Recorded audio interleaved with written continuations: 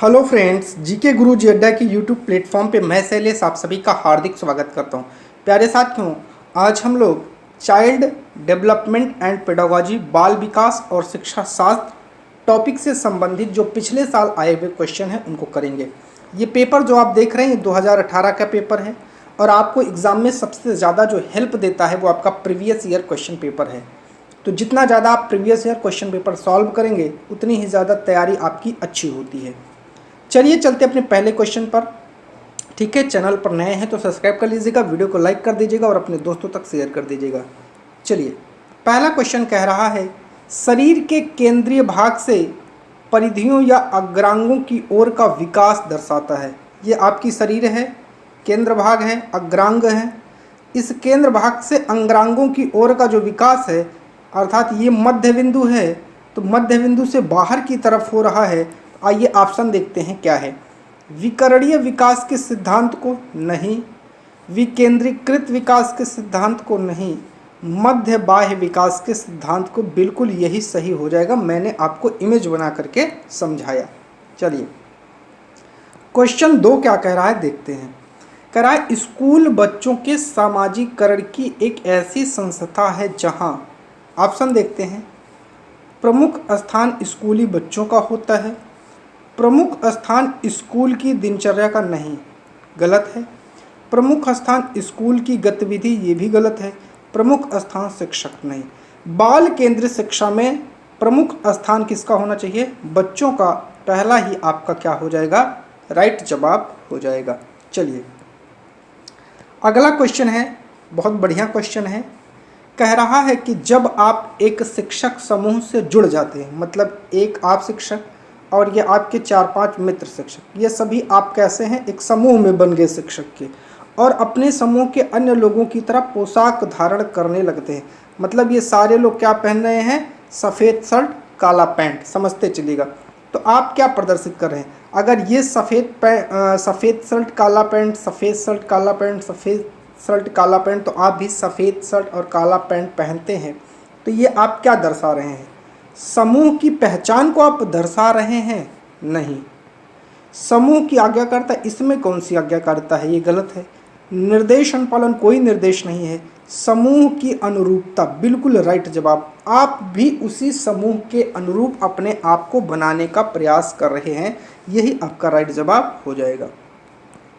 Question number जो है अगले पर चलते हैं। 4, किसी वस्तु के स्थायित्व की अवधारणा पियाजे के विकास के किस चरण में होती है? मतलब वस्तु आँखों से ओझल हो जाने पर भी उसका अस्तित्व बच्चे के सामने रहता है, बच्चे के दिमाग में रहता है। ये कौन सी है? ये संवेदीगामक अवस्था होती है जो 0 से लेकर के 2 वर्ष तक चलती है, याद रखिएगा। ठीक है, चलिए क्वेश्चन नंबर 5 पर चलते हैं। व्यक्तिगत शिक्षा कार्यक्रम की योजना के संदर्भ में बनाई जाती है। आपको इसका जवाब देना है। 5वें का राइट जवाब क्या होगा?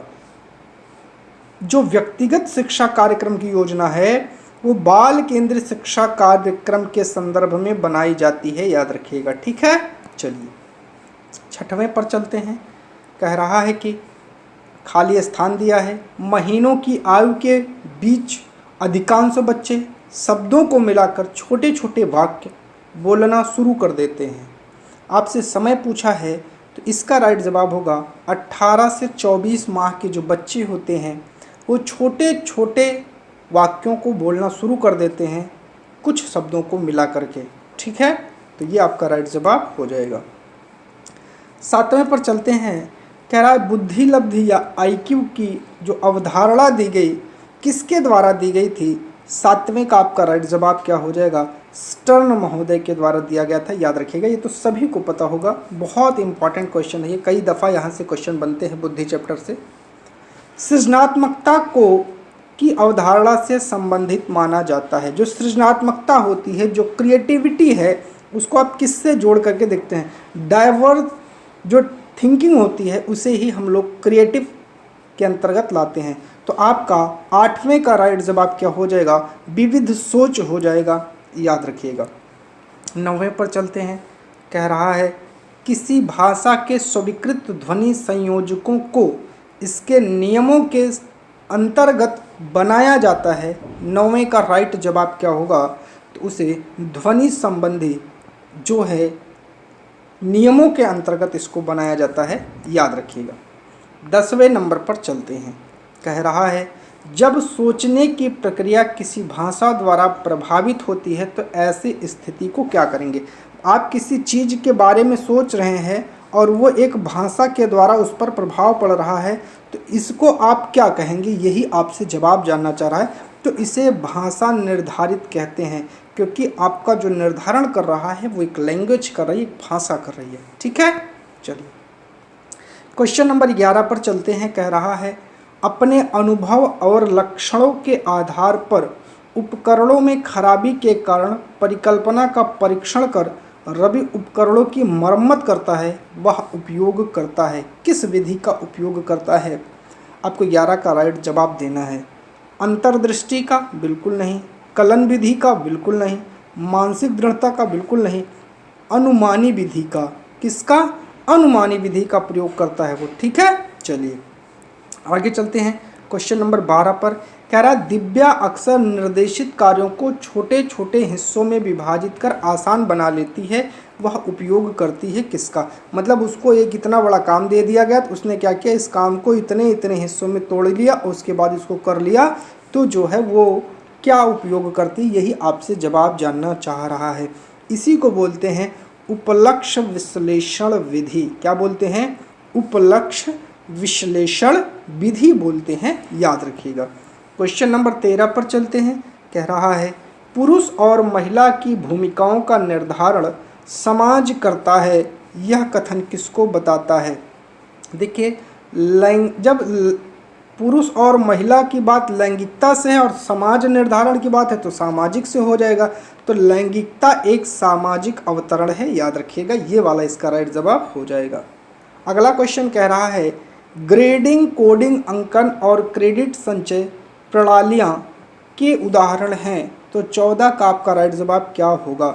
परीक्षण के जो उत्तर पत्र हैं उसके मूल्यांकन की प्रक्रिया है, नहीं। कक्षा में बच्चों की स्थिति की निरूपण विधि है, नहीं। आलेख पत्र रिपोर्ट कार्ड में अकादमिक प्रगति को दर्शाने, नहीं। अधिगमकर्ताओं की उपलब्धि के आकलन की गणन विधि है। चौथा आपका राइट जवाब हो जाएगा, याद रखिएगा। 15 नंबर पर चलते हैं। कह रहा है अधिगमकर्ताओं की उपलब्धि का आकलन शिक्षकों की सहायता करता है। 15 का राइट जवाब क्या होगा। अधिगमकर्ताओं के प्रदर्शन का रिकॉर्ड रखने में बिल्कुल नहीं।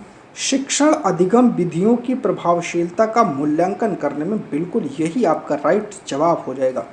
ठीक है, चलिए अगला क्वेश्चन समावेशी शिक्षा के सिद्धांत पर आधारित है। आपको बताना है जो समावेशी शिक्षा है वो किस सिद्धांत पर आधारित है। तो समावेशी शिक्षा हमारी समता एवं समान अवसर, इसी के सिद्धांत पर ये आधारित है, याद रख लीजिएगा। यहाँ से क्वेश्चन बहुत बनते हैं। ठीक है, समावेशी के जो आपकी शिक्षा है। चलिए 17 नंबर पर देखते हैं।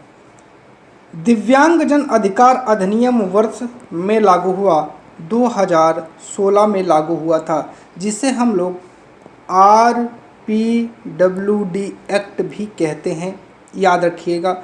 और इसमें जो है आपकी 21 प्रकार की दिव्यांगताओं को सम्मिलित किया गया है, ये भी आपको याद रखना है, ये पूछा जा सकता है, इम्पॉर्टेंट है।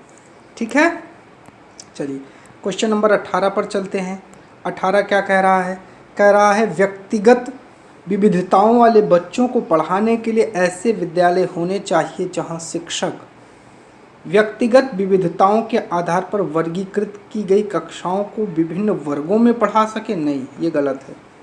विविध अधिगम आवश्यकताओं के अनुसार विभिन्न शिक्षण जो प्रविधियां हैं उनका प्रयोग करने में प्रशिक्षित हो। बिल्कुल राइट जवाब आपका यही हो जाएगा।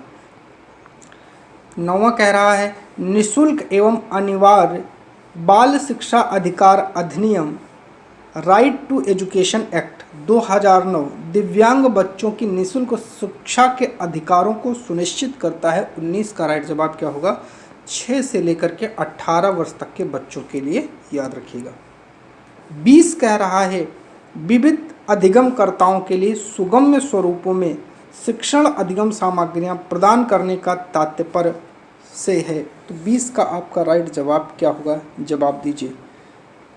20 का राइट जवाब सार्वभौमिक समावेशी शिक्षा के नैतिक विचार नहीं, शिक्षण व्यावसायिकता की सार्वभौमिक संहिता नहीं, शिक्षण के सार्वभौमिक मानवतावादी दृष्टिकोण ये भी नहीं, अधिगम की सार्वभौमिक संरचना। डी आपका चौथा आपका राइट जवाब हो जाएगा। चलिए 21 पर चलते हैं।